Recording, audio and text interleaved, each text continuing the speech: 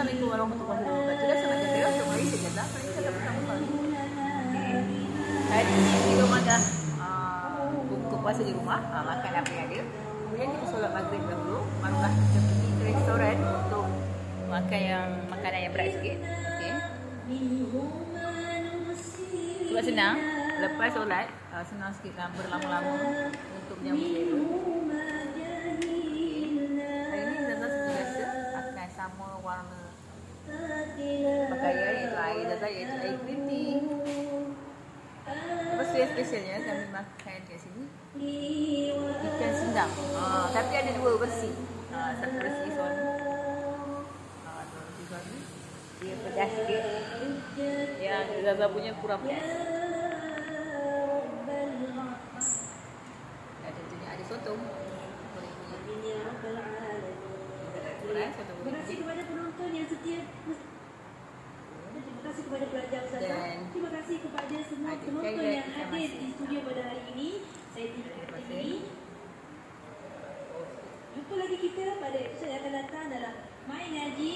Kalau tak tengok, anda lepas kita ada telur. Warahmatullahi wabarakatuh. Ada. Dan sebelum tu kami ada tempahan pokok leko. Huruf alisan. Okey, ini antara ikan sindang yang Zazah punya. Satu perkataan ada yang Suami punya pula dia ada cili yang penuh di dalam. sendiri pun dapat rasa. Kita Kita akan sebut dengan ini. cili. Ketemu lagi dalam rancangan My Ngaji. Kalau tak tengok, Lepas tu ada kacang bendi. Kacang bendi. Saya kegemaran juga ni.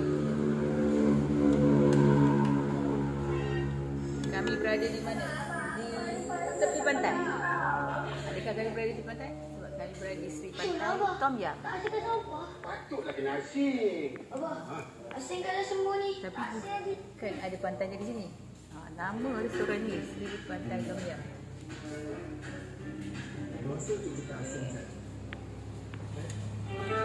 Malam ni malam 17, iaitu malam 7 April. Esok cuti sempena hari 7 April.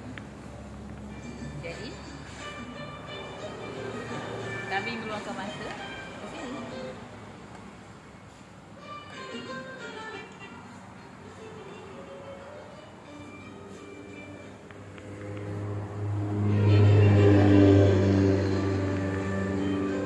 Dan di sini juga ada peminat kami ada.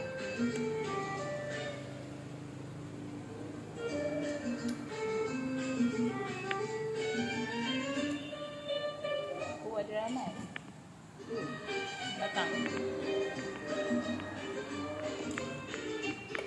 Okey. Kami nak berjumpa saya dahulu. Kita jumpa di sini saja.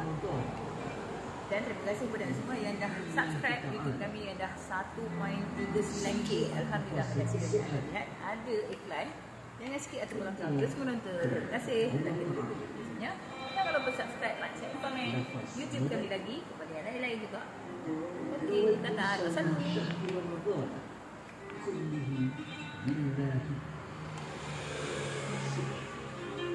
Sahaja aku berkuasa keseluruhan.